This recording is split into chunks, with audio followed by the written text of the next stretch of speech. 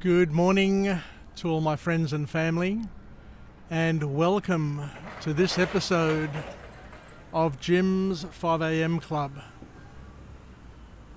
What I'd love to do today is to add one more episode to my sub-series, All That I've Learned from Anthony Robbins over the years, and today's episode is number 72, which means that I am 20% of the way to my goal of putting together a tribute series of 365 videos honouring and paying tribute to the big man, Anthony Robbins, and basically taking a lot of his teachings and adding my own experience and overlaying it with other messages of empowerment that I've been able to pick up over the years, and dedicate the series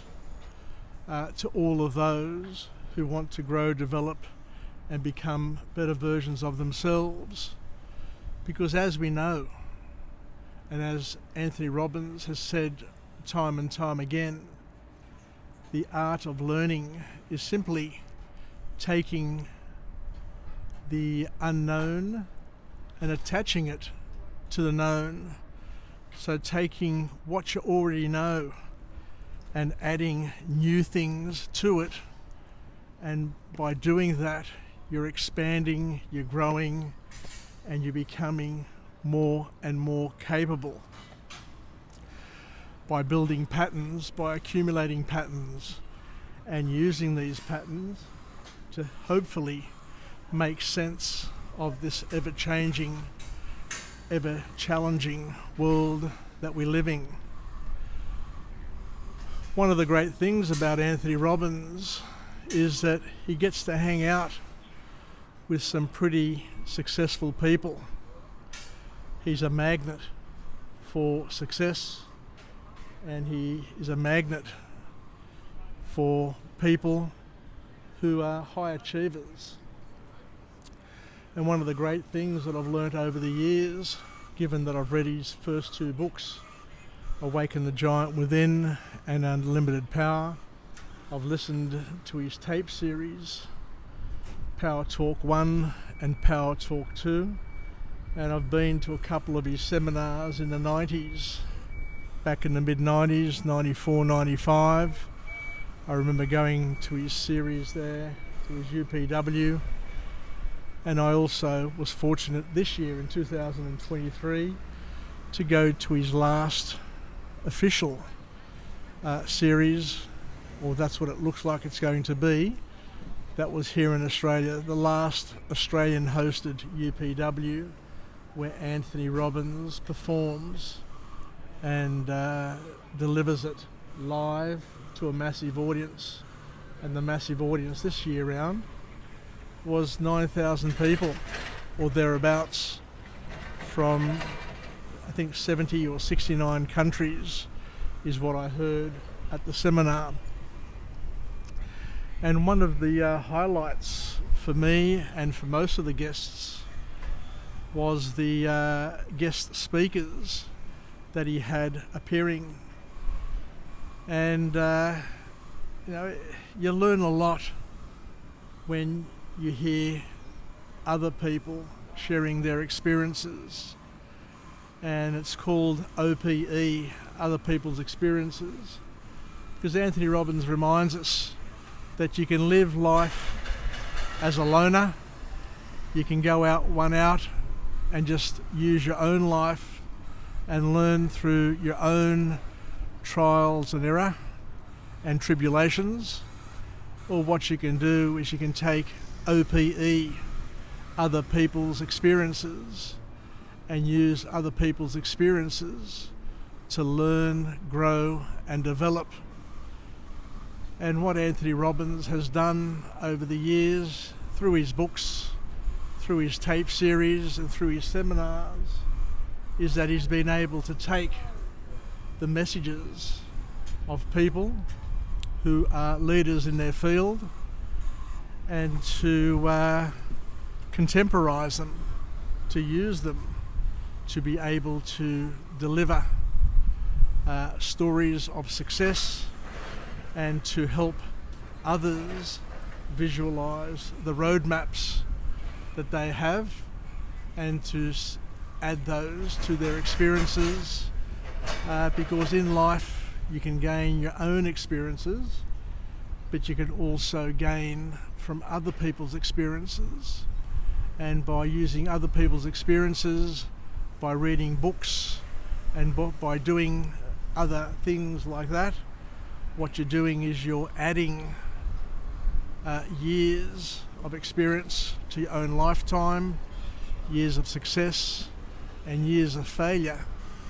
So what you can do is you can actually live multiple lives and gain from that experience at no cost to yourself.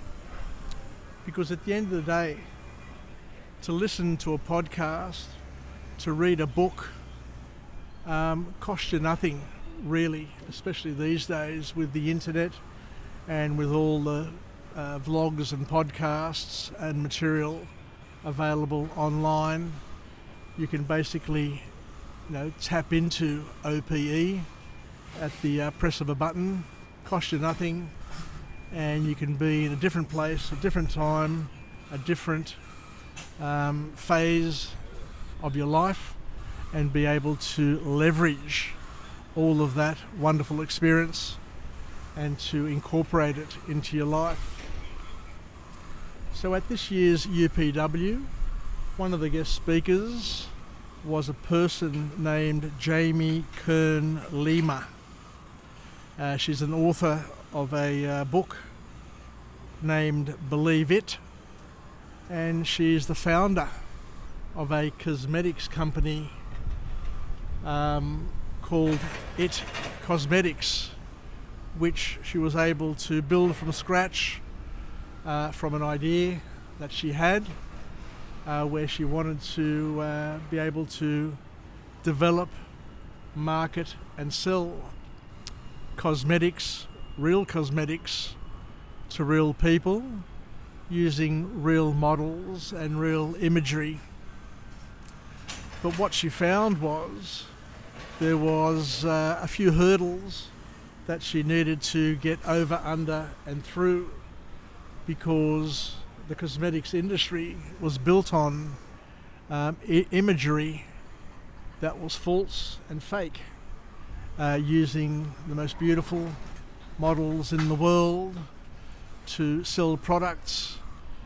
But people are not perfect. Most people, most women, most men are not perfect. So what she was able to do was to take normal people with normal sort of life issues and build a cosmetics line that catered to them specifically. And initially she had many hurdles, many challenges.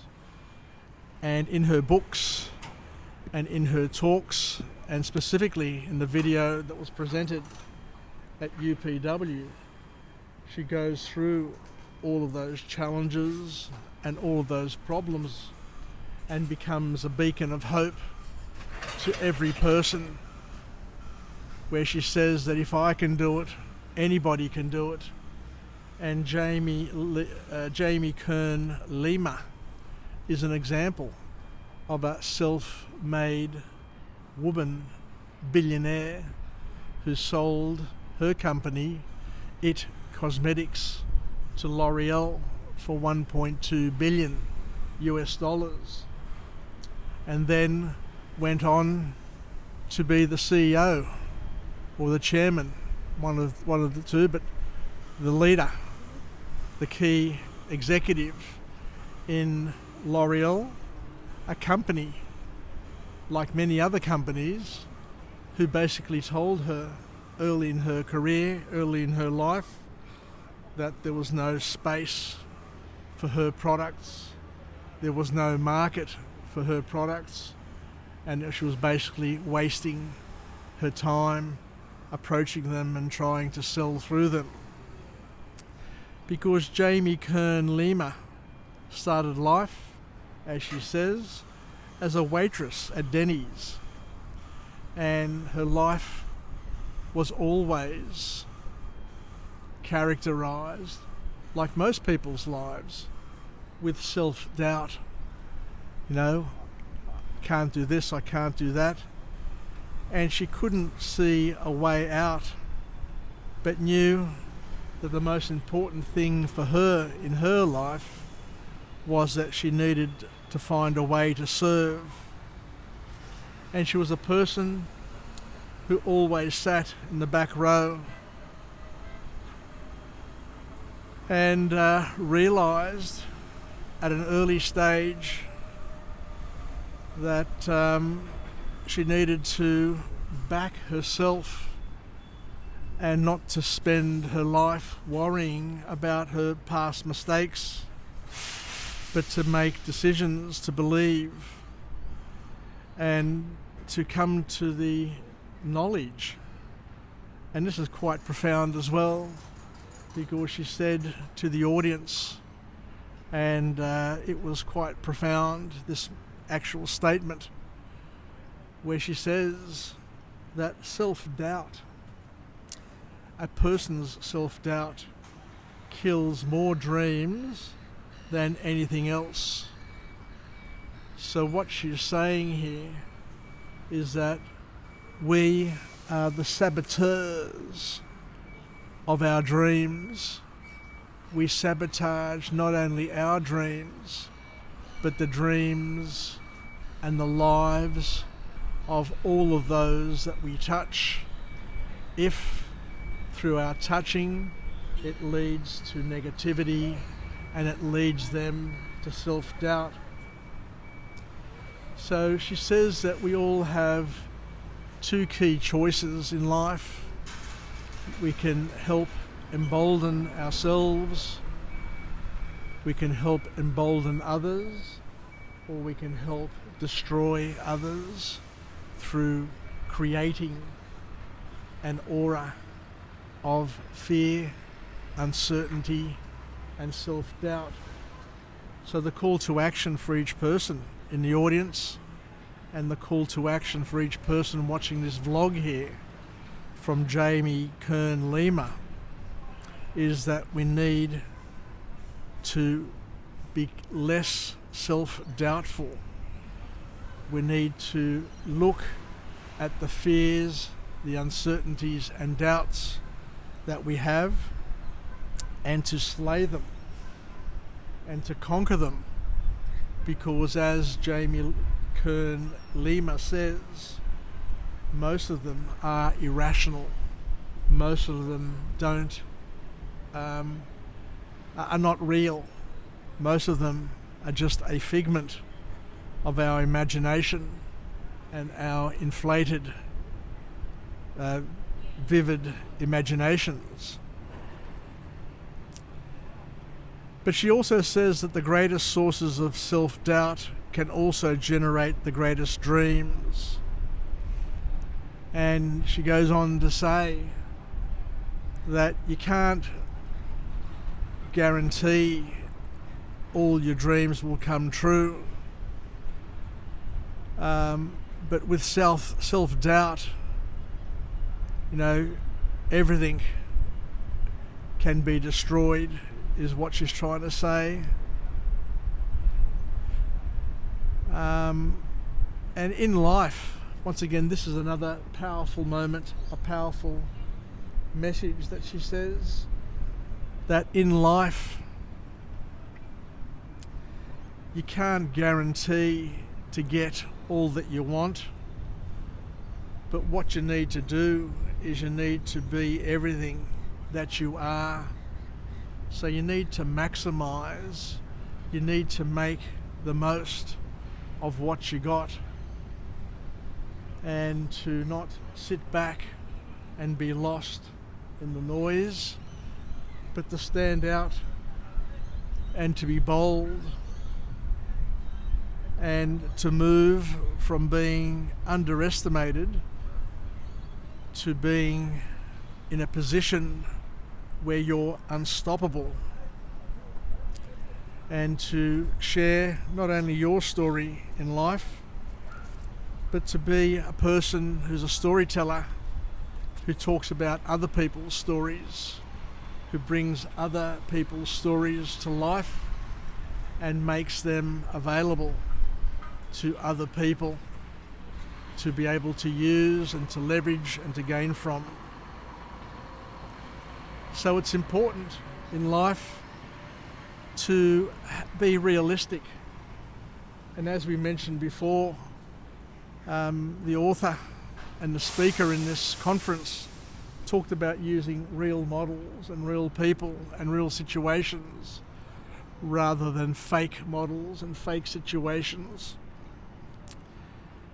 And she actually became very wealthy, very popular and very successful because she was able to heavily influence and dramatically influence and to shift the definition of beauty so that everyone could relate to it, and it wasn't just a definition for the few who were ideal, wealthy, and had the time to spend on cosmetics, cosmetic surgeries and procedures.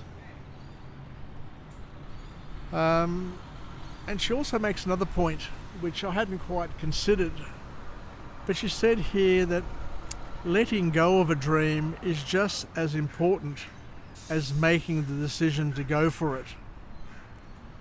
Letting go of a dream is just as important because in life, the important thing for each and everybody to realize and understand is that each person has a fate, and each person's fate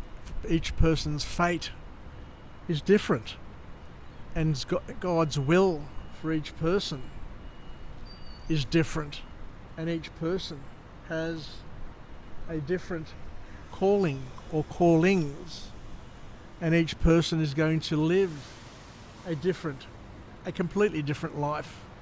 We're going to live a different past.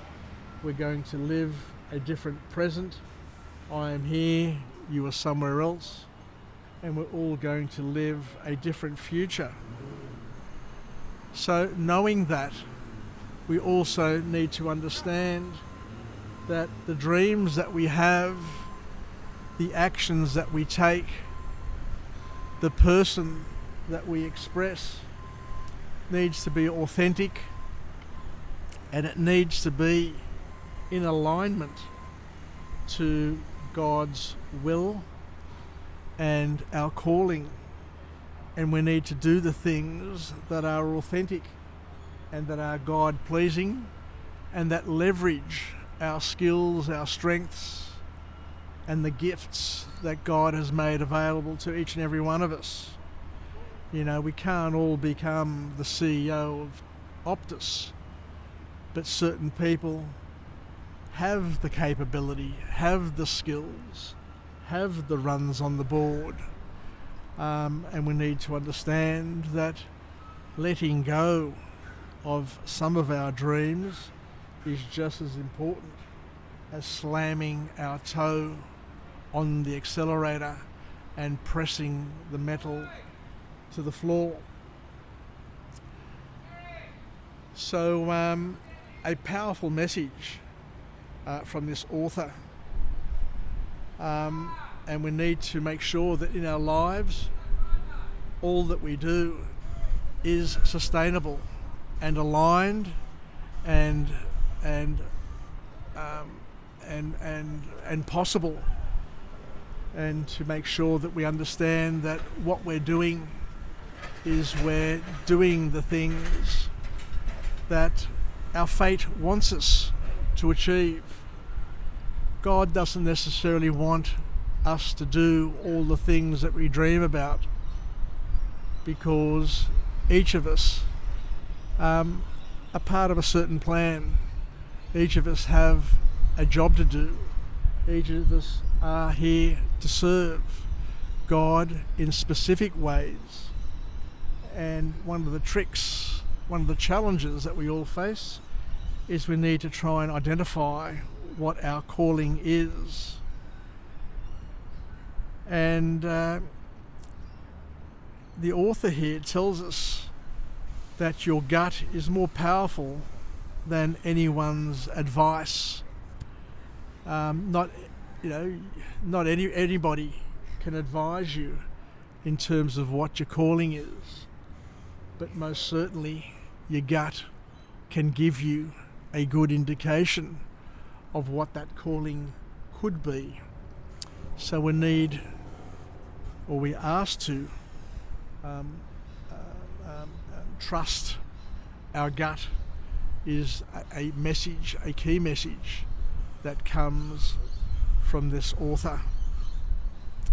And we need to make sure that what we're doing is being, as we said before, aligned, and to understand that God gives us the ability to say no, and that the word no is the most powerful word in the human vocabulary.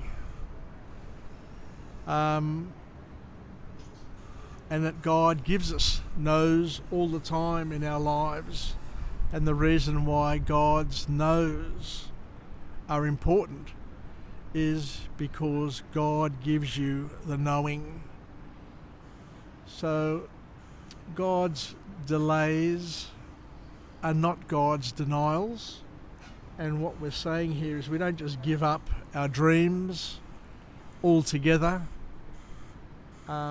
unless we give it a good crack, and unless we really test our dreams and we give God's will a test as well. So in every road, in every path, there are always humps, there are hurdles, there are potholes, and it's all part of life. So what we're saying here is we need to have and we need to deliver bold action, because we need to have a certain level of momentum in our lives. We need to do things with a certain gusto. We need to do things with a certain level of energy and certainty in order to get over, through, under the hurdles that are thrown in our path, so that we can get and achieve the dreams that are made available with the opportunities that have presented themselves in our lives. And to understand that God's no's are there because God gives you the knowing, and God knows what's right for our specific spiritual development. And to look for signs and to understand the signs, and not to be too hard-headed pursuing certain things which may not necessarily be ideal for us and our calling and our servitude. Because in life, what there are a lot of false summits, is what the author tells us. So we need to make sure that what we're chasing is valuable, is proper, and is designed for us. And to, as I say, to follow your calling, and to listen to your calling, which will become your ultimate destiny, I guess, is one important thing to take into consideration.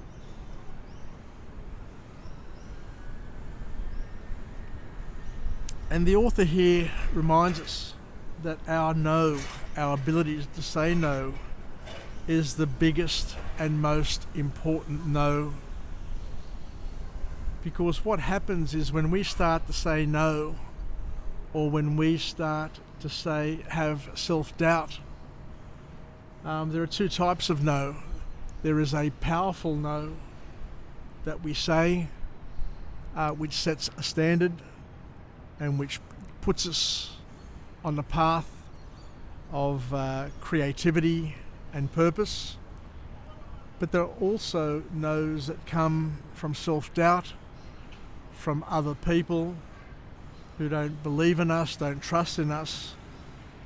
And these are the damaging no's, the no's that are fake, the no's that are not real, the no's that start to stack, the no's that start to trigger us. So what we're saying here is that we need to be mindful of the fact that when you start stacking self-doubt, the no's become bigger and bigger, the hurdles become bigger and bigger, and the challenge becomes bigger and bigger and more difficult.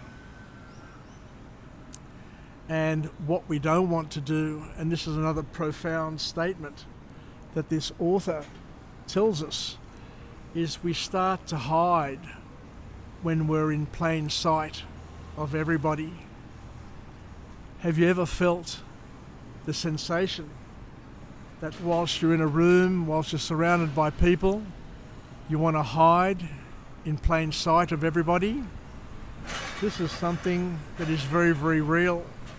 And the author says that we need to stop hiding when we're in plain sight, to trust our gut, to trust our intuition, to trust our capability, and to remember that we are here to serve and not to feel intimidated by any person, anything, or any statement, but to believe in ourselves and to believe in God's will and God's providence. And she also talked about the time where we're asked to remember the time when we were a child sitting in the classroom where we didn't want to raise our hand and ask a question or to answer a question for fear, because we doubted ourselves and we were afraid what other people may think of us. And what happens is that you learn to withdraw, and even extroverts can also hide in plain sight, just like introverts. So it's important to understand that there are people out there who are brilliant. There are children out there who are brilliant. There are lots and lots of people in our families who are brilliant. But because of circumstance, because of self-doubt that we may have influenced ourselves in their lives, what we do is we force them to hide in plain sight and not to be the person, not to be the expression that God wanted them to be. So what we need to do is we need to take charge of our lives, is a key message, and to be more than what other people think we are, and to manage our own no's and to be authentic. Because being authentic, whilst it may not guarantee success, being inauthentic will almost certainly guarantee our failure. So a very, very powerful message by this author, where she's basically saying to people that we all need to understand the value that we bring to the table. We need to understand our worth, and we need to be authentic, and to not lower our standards, and to raise our standards by knowing when to be able to say a big, fat, emphatic no to things that are happening in our lives, and to know that also that you need courage, and courage comes from fear. Now, you can't be courageous if you're not fearful, unless you're just erratic and crazy. So most people have fears. We all have fears. Everybody has fears. The greatest athletes, the greatest leaders, the greatest presidents, the greatest performers in the world have fear. But what they've learnt to do is to overcome that fear through taking bold action and saying no, an emphatic no to the fear, and to be brave and not to sell themselves short. The other key message that comes from this author is that we need to take action, and we need to take lots and lots of little steps. And a lot of those little steps eventually deliver and build into massive outcomes. Just like this ship here is coming into the harbour. It's made a bold voyage across the big ocean, and now it's in the harbour, and it's about to dock up here at the overseas passenger terminal, and now it's taking small incremental steps to align with this dock and to dock up.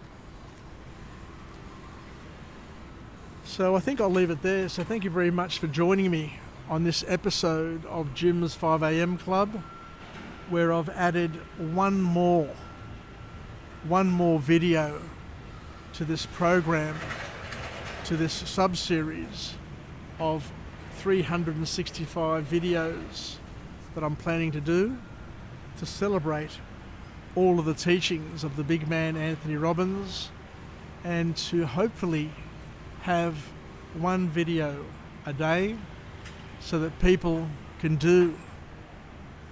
follow my YouTube channel and just cycle through the steps, the videos, and learn as much and apply as much of the things that I've been able to accumulate and learn over the years myself.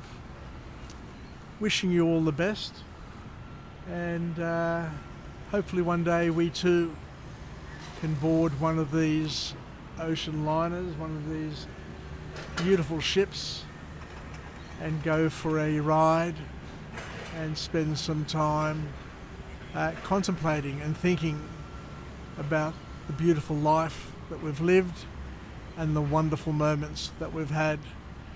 Anyway, take care, wishing you all the best, and until we chat again, live, as Anthony Robbins says, live with passion.